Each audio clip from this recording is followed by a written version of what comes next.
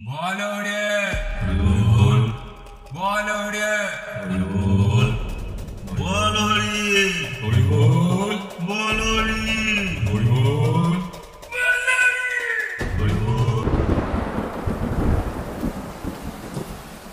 বাইরে অঝরে বৃষ্টি হচ্ছে, মাঝে মাঝে বাজের শব্দে মনটা কেমন যেন রোমাঞ্চিত হয়ে উঠছে।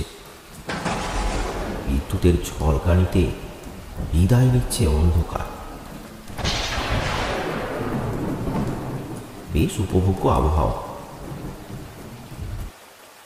কিন্তু গ্রামের মানুষের চিন্তায় এসব কিছুই আর ভালো লাগছে না। আমি আর রতন এই নিয়েই আলোচনায় মত্ত। এইভাবে তো আর হাতে হাত ধরে বসে থাকা যায় না। প্রায় প্রতিদিনই তো কেউ না কেউ ছিনতাইবাজদের খপ্পরে পড়ছে। আর কতদিন এসব চলবে? হ্যাঁ রে ভাই, পুলিশও তো এর কোনো সুরাহা করতে পারছে না। এখন যা করার আমাদেরকেই করতে হবে।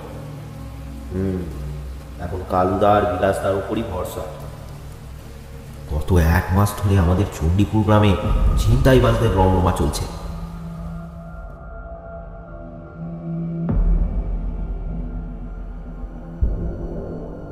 বিভিন্ন জায়গায় দিনে রাতে মুখে কাপড় চাপা দিয়ে মানুষকে লুট করছে।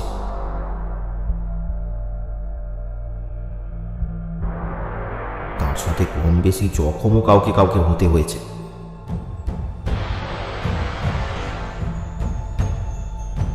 তাই কাল আমরা গ্রামের কয়েকজন লোক এই বিষয় নিয়ে একটা আলোচনা সভা করি। ভাবা যায়, ছিনতাইবাজদের দল আমাদের গ্রামে একেবারে দাপিয়ে বেড়াচ্ছে, আর কেউ কিচ্ছু করতে পারছে না। উঠতে তো কিছু একটা হবে, দরকার হলে লুকিয়ে পাহারায় থাকতে হবে। বলো কি? তারপরে ওই দুষ্কৃতীদের হাতে নিজের প্রাণ খোয়াবো নাকি? শুনেছি ওদের হাতে ছোড়া পিস্তল সবই আছে। ওরে বাবা, কি সাংঘাতিক! উফ, ভাবা যায়। তাই বলে আমরা ভীতুর মতো চুপ করে বসে থাকবো? বিলাসদা, তোমার তো নাকি শুনেছি পুলিশ হওয়ার খুব শখ ছিল। তা লেগে পড়ো না তদন্তে, আমরাও তোমার সাথে আছি। একদম, এই ছিনতাইবাজরা ঠিকই ধরা পড়বে। যতদূর মনে হচ্ছে ওরা আমাদের গ্রামেরই কেউ। তাই নাকি? তা তোমার এমন কেন মনে হলো বাবা? গ্রামের বাইরে তো পুলিশের পাহারা, কোথায় পালাবে ওরা?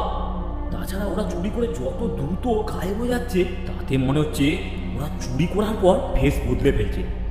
একদম ঠিক, আমি আজ থেকেই তদন্ত করব। দরকার হলে তোদের ডেকে পাঠাবো, ওই চোরের দল ধরা পড়বেই।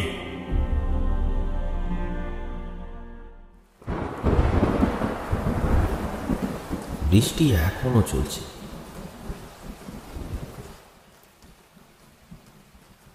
আমার স্ত্রী পরমা আমাদের দুজনকে চা দিয়েছে।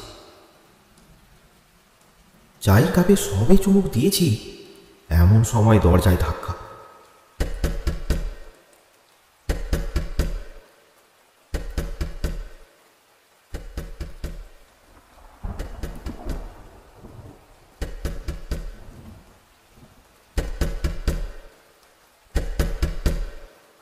পরমা গিয়ে দরজা খুলে। ও বৌদি, চন্দনদা কোথায়? আরে আরে, এই তো আমি। আয় এদিকে আয়।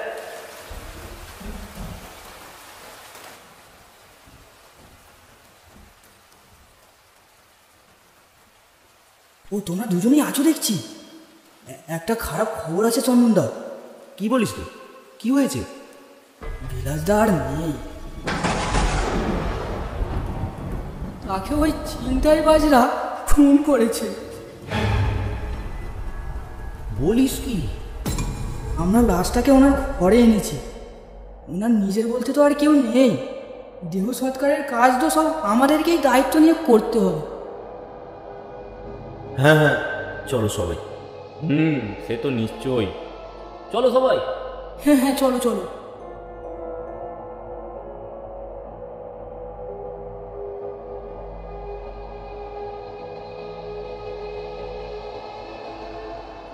বৃষ্টি একটু কমেছে, আমরা বেরিয়ে পড়লাম। মনটা খুবই ভারাক্রান্ত হয়ে গেছে। তদন্ত করতে গিয়ে সত্যিই বিলাসদা মারা পড়ল। গ্রামের একজন বিচক্ষণ লোক এইভাবে আমাদের ছেড়ে চলে গেল। চলতে চলতে কারো মুখে কোনো কথা নেই, সবাই গম্ভীর, শোকাহত।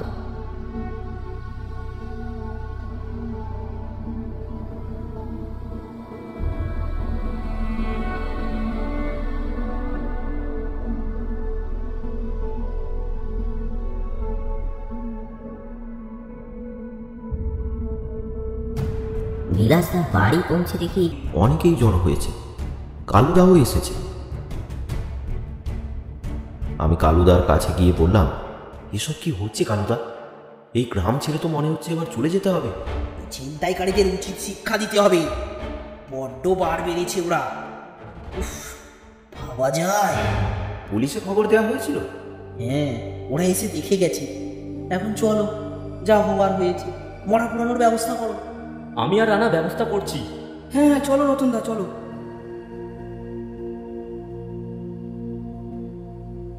বৃষ্টি কমেছে বটে, কিন্তু আকাশে এখনো যথেষ্ট মেঘ।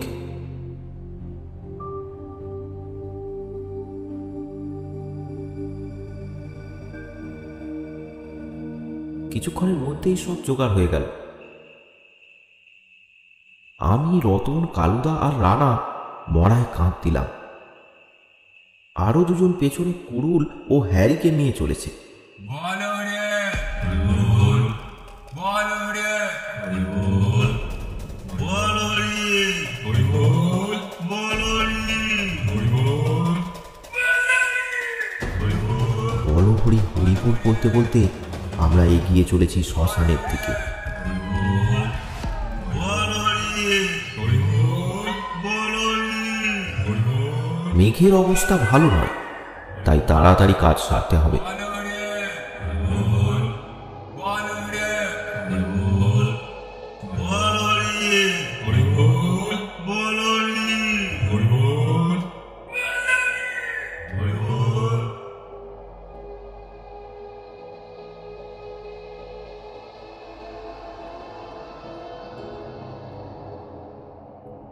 শ্মশানে পৌঁছে মরা একটা গাছের নিচে রাখা হল। এবার আমরা কাঠ কাটার জন্য ব্যবস্থা করব, এমন সময় মেঘের গর্জন, সাথে সাথে প্রবল বৃষ্টি শুরু হলো। আমরা তাড়াতাড়ি সামনের চালাঘরে গিয়ে আশ্রয় নিলাম। আরে মরা যে ওখানেই পড়ে রইল। থাক থাক, গাছের নিচে আছে, বেশি ভিজবে না। এখন আর কে মরা আনতে যাবে? যা বৃষ্টি, ভাবা যায়। এদিকে বৃষ্টির বেগ যেন ক্রমে ক্রমে বাড়ছে, তার সাথে ঝোড়ো হাওয়াও বইতে শুরু হলো। কালুদা, কি হবে গো এবার? এই বৃষ্টি যদি না থামে? কে থামবে? না থেমে যাবে কোথায়? না থামলে অন্য কিছু একটা ব্যবস্থা করতে হবে। এখন কিছুক্ষণ অপেক্ষা করা ছাড়া উপায় নেই। বিলাসদার খুনের বদলা আমরা নেবই। আমাদের কথাবার্তা চলতে লাগলো। ঝমঝমিয়ে বৃষ্টি পড়ছে, মাঝে মাঝে বাজির শব্দ কানে তালা ধরাচ্ছে। এই নির্জন শ্মশানে বসে এই আবহাওয়ার অভিজ্ঞতাটা বেশ ভয়াবহ। এমন সময় রানা সবাইকে থামিয়ে দিয়ে বলল, রতনদা, মরাটা একটু নড়লো না? বলিস কি? ভয় দেখাস না, চুপচাপ বস। আমি সত্যি বলছি, ভালো করে দেখো। সত্যিই তো, মরাটা যেন উঠে বসতে যাচ্ছে। রাম রাম রাম রাম রাম রাম রাম রাম রাম। ওই ঠক করে কাঁপছে রানা। সবাই এক দৃষ্টে তাকিয়ে আছে মরার দিকে। এই বুঝে কিছু সাংঘাতিক দৃশ্য ঘটে যায়। সবাই ভয়ে জড়সড় হয়ে গেল। এই কি ভূতের কাণ্ড রে বাবা, ভাবা যায়। বাকি যে দুজন আমাদের সাথে এসেছিল তারা ভয়ে ফুটফুট বলে দৌড় দিল এই বৃষ্টির মধ্যেই। আমরা তো তাও করতে পারছি না। আমাদের কাছের মানুষ বিলাসদা, তার জন্য তো একটা দায়িত্ব আছে আমাদের। মরাটা নড়তে নড়তে এবার কিছুটা হাওয়ায় ভাসছে মনে হলো। তারপর হঠাৎ আর কিছু নেই, চাদরটা হাওয়ায় ভাসতে ভাসতে হাটিয়াতে পড়ে গেল। রানা, একবার যা তো, দেখে আয় ব্যাপারটা কি। ওরে বাবা রে বাবা, আমি যাবো না, তুমি যাও। আচ্ছা আচ্ছা আচ্ছা, আমি যাচ্ছি। চল, আমিও তোর সাথে যাবো। ঠিক আছে, আর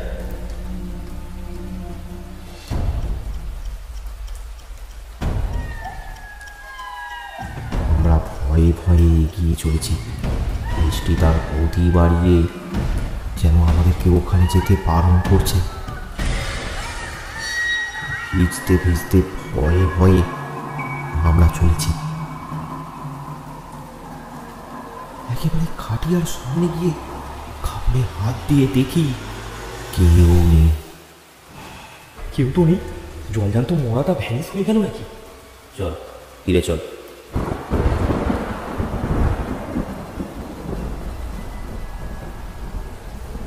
জানলা করে দাঁড়িয়ে ওরাও দেখেছে দৃশ্যটা। সবাই ভয়ে জড়সড় হয়ে গেছে। মরা কি এদিক ওদিক একটু খুঁজে দেখবে নাকি? মাথা খারাপ নাকি? আমি আর এখানে এক মুহূর্ত থাকবো না।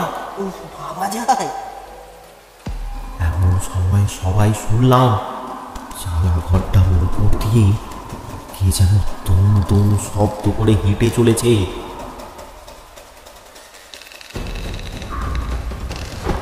সাথে সাথে আমরা সবাই উরুল হ্যারিকেন ফেলে রেখে নিপ্রাণে দৌড় লাগালাম।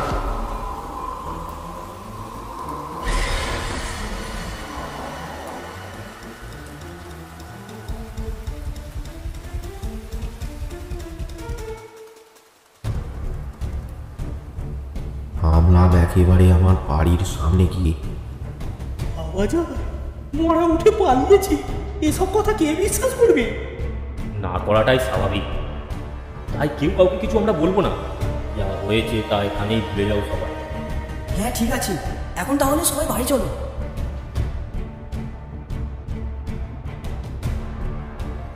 বৃষ্টি এখন থেমে গেছে, সবাই বাড়ি চলে গেল।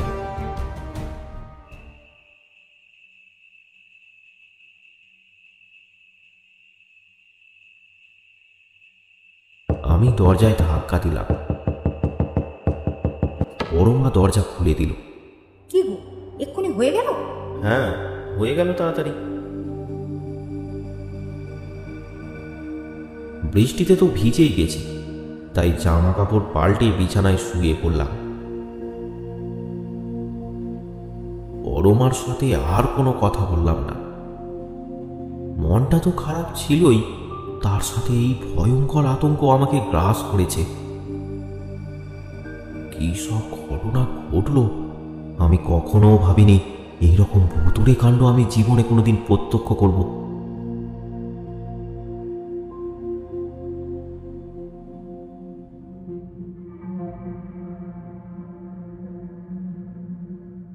মাঝরাতে হঠাৎ কিসের শব্দে ঘুম ভেঙে গেল। চোখ খুলে চমকে উঠি। বিলাসদা! বিলাসদা একেবারে আমার সামনে দাঁড়িয়ে। চিৎকার করে উঠি আমি, বিলাসদা! কি গো, চিৎকার করে উঠলে কেন? পরমা, বিলাসদা! কি ব্যাপার বলো তো?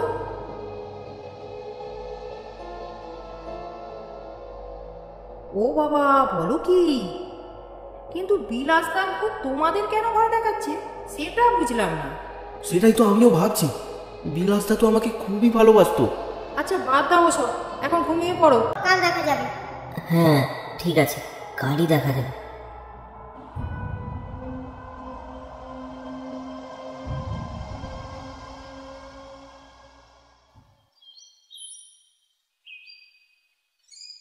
সকালে আমি রতনের সাথে দেখা করতে গিয়ে তাকে পুরো ব্যাপারটা বললাম। আমার কি মনে হয় জানিস, বিলাসদা তোকে কিছু বলতে চাইছে। সাথে সাথে কোথা থেকে একটা কাঁচের বোতল আমাদের সামনে পড়ে ভেঙে গেল। আমরা অবাক হয়ে দুজনের মুখের দিকে চেয়ে রইলাম।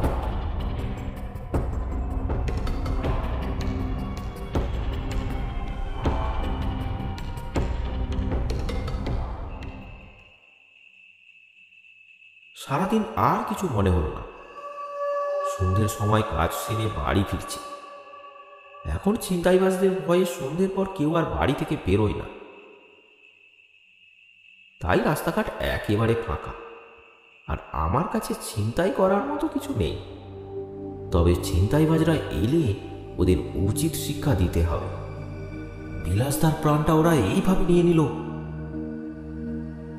তবে এই নির্জন পরিবেশে যে ভয় একেবারে লাগছে না তা নয়, তবে সেটা বিলাসদার ভূতের।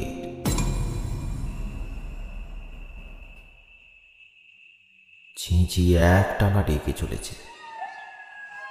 মাঝে মাঝে শেয়ালের ডাক শোনা যাচ্ছে দূর থেকে।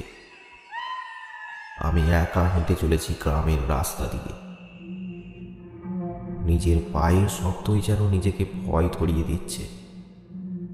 হঠাৎ আমার মনে হলো আমি যেন একা নয়, কেউ যেন আমার পেছনে পেছনে চুপি সারে আসছে। থমকে দাঁড়ালাম আমি। পেছন ঘুরে দেখি কেউ নেই। চিন্তাই বাজরা নাকি? আবার চলতে শুরু করলাম। কিছুক্ষণ পর আবার সেই একই অনুভূতি। কার যেন পায়ের শব্দ আসছে পেছন থেকে। আবার দাঁড়িয়ে পেছন ফিরলাম। না, কিচ্ছু নেই। এবার আমার বুকটা ভয়ে টিপ টিপ করছে। সারা শরীর ঠান্ডা হয়ে গেছে। হাঁটার গতি এবার বাড়িয়ে দিলাম।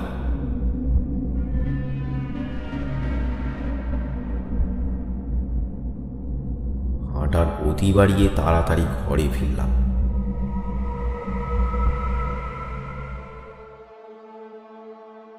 ঘরে ফিরতেই পরমা বলল, কি গো, এত দেরি হলো? আজ একটু কাজের চাপ ছিল। আর জানতো, মনে হয় বিলাসদার ভূত আমার পিছু নিয়েছিল। আমি জোরে পা চালিয়ে চলে আসি। বলো কি? না, আর হালকাভাবে নেওয়া যাচ্ছে না। আসতে দাও ওই ভূতকে, এবার ঝাঁটা পেটা করবো।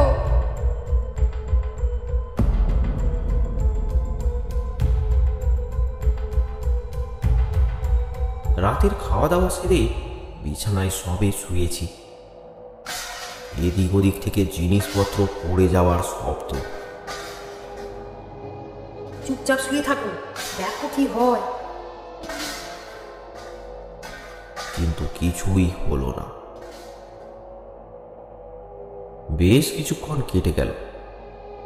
শব্দগুলো থেমেছে, কিন্তু আর বিশেষ কিছুই হলো না।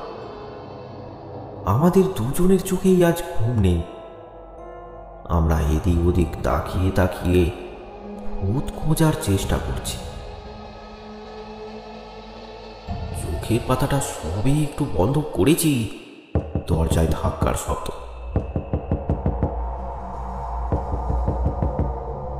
কে? আর কোনো শব্দ নেই। দাঁড়াও, আমি যাচ্ছি। বাইরে একটা ঝোড়ো হাওয়া চলছে বুঝতে পারলাম।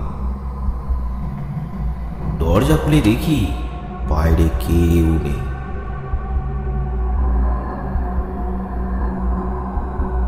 পরমাও দেখি আমার পাশে এসে দাঁড়িয়েছে। আমরা সাহস করে দুজনে বাইরে বেরোলাম। হঠাৎ একটা বিড়াল কোথা থেকে জোরে ঘিরে উঠল, আর তার সাথে শোনা গেল একটা কাল পেঁচার ডাক। বাতাস, গাছপালা, পশু পাখি যেন দৃঢ়ভাবে আমাদের সাবধান করছে বাইরের বিপদ থেকে। আমরা কিন্তু থামলাম না, আরো একটু বাইরে এলাম। দেখলাম একটা আবছা ছায়ামূর্তি কিছুটা দূরে দাঁড়িয়ে।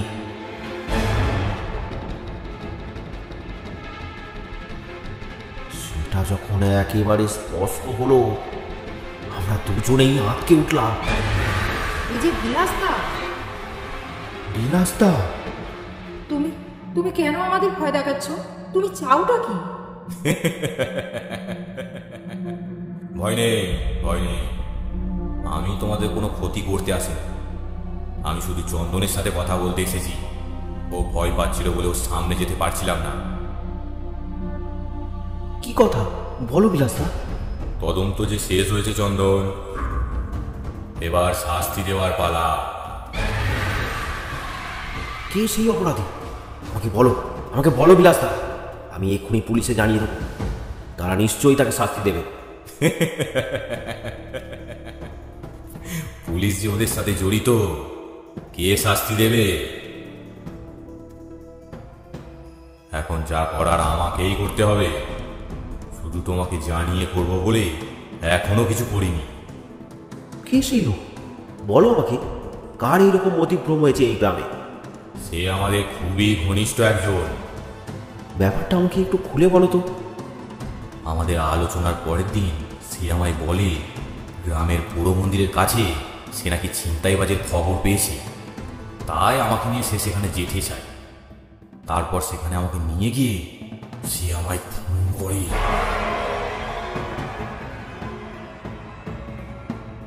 ওহ, কি নৃশংস! কে সেই ব্যক্তি? সেটা তোমরা কাল সকালেই জানতে পারবে বৌমা। আর একটা কথা চন্দন, আমার লাশটা শ্মশানের এক ছোপের ধারে পড়ে আছে। কাল তোমরা দুটো চিতা একসাথে জ্বালাবে। মানে? আমি এখন আসি, আমার এখন অনেক কাজ। তোমরা ভালো থেকো চন্দন, ভালো থেকো। অদৃশ্য হলো বিলাসদা। কি বলে গেল? দুটো চিতা মানে অপরাধী কি আজ রাতেই মারা যাবে?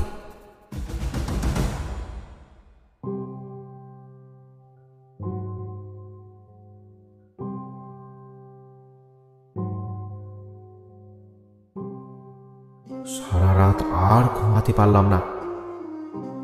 বিছানায় শুয়ে জেগেই কাটিয়ে দিলাম।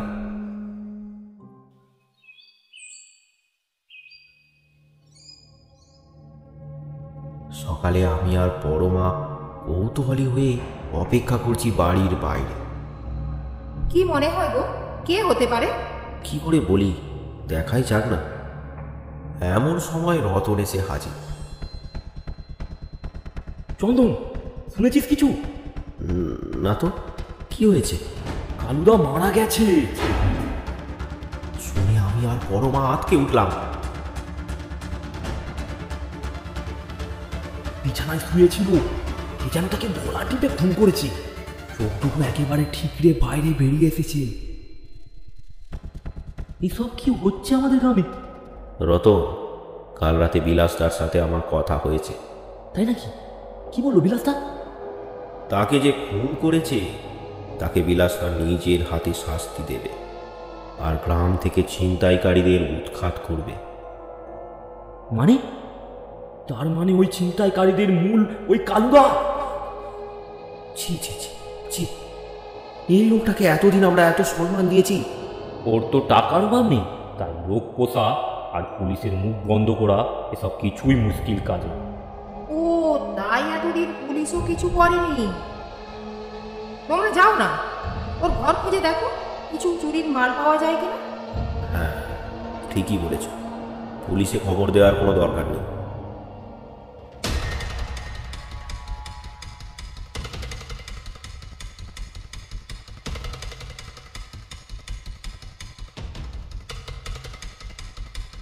আরো কয়েকজনকে খবর দিয়ে সবাই মিলে আমরা গেলাম কালুদার বাড়ি। কালুদা বিছানায় পা ছড়িয়ে চোখ বের করে মরে পড়ে আছে। সবাই তার বাড়িতে খুঁজতে লাগলো। কালুদাকে দেখে আমার খুব রাগ হতে থাকলো, যেন মনে হচ্ছে আবার একবার খুন করিয়ে কি। বিলাসদাকে তাহলে এই ভুলিয়ে ভালিয়ে পুরো মন্দিরের সামনে নিয়ে গিয়েছিল।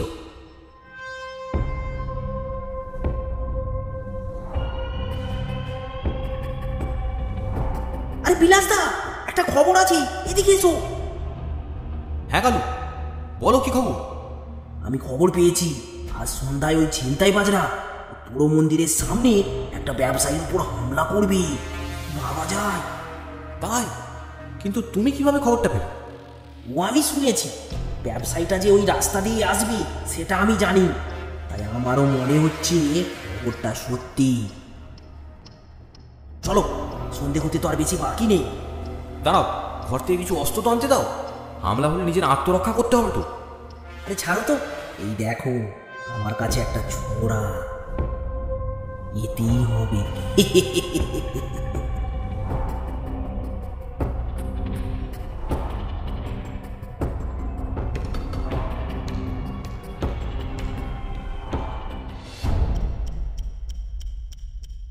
তো পুরো মন্দির। ওই কোণের ঝোপের কাছেই আমাদের লুকিয়ে থাকতে হবে। ভাবা যায়। হ্যাঁ হ্যাঁ, তাই চলো। বিলাসদা, তুমি ওখানে লুকাও, আমি একটু এদিক ওদিক দেখে আসি।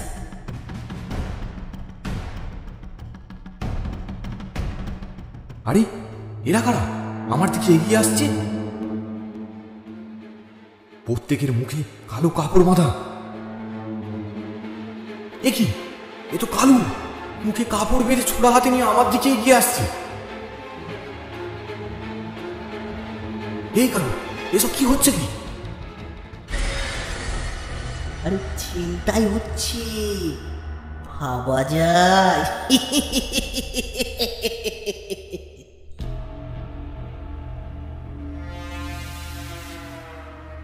মানে মানে ওই ব্যবসায়ীটা যে তুমি, বিলাসদা। ভাবা যায়। শয়তান নিমুখারাম, তোকে গ্রামের লোক এত সম্মান করে আর তুই তাদেরই লুট করিস? আমি তোকে পুলিশে দেবো। পুলিশ? পুলিশ যে আমার পকেটে, বিলাসদা। ভাবা যায়। ঠিক আছে, কিন্তু গ্রামের লোক তোকে ছাড়বে না। আমি এক্ষুনি সবাইকে ডেকে আনবো।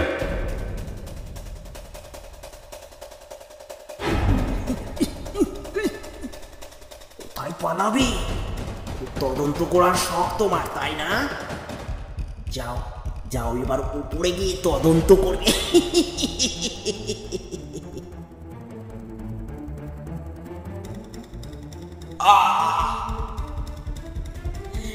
ভাবা যায়।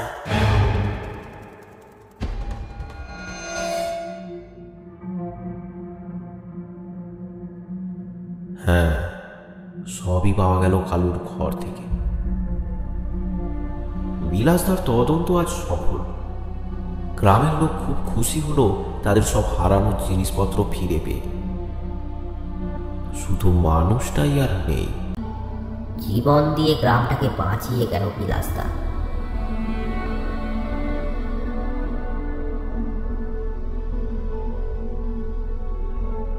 শ্মশানে পৌঁছে বিলাসদার দেহটা পাওয়া গেল, আর তারপর দুটো চিতাই পাশাপাশি সাজিয়ে জ্বালিয়ে দেওয়া হলো। দাও দাও করে জ্বলতে থাকলো চিতা।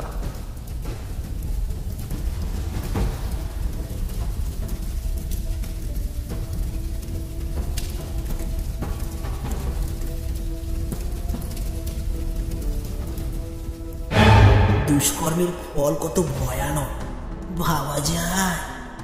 তো গল্পটি আপনাদের কেমন লাগলো?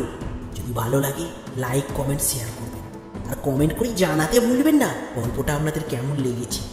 কমেন্ট করে পাশে থাকুন।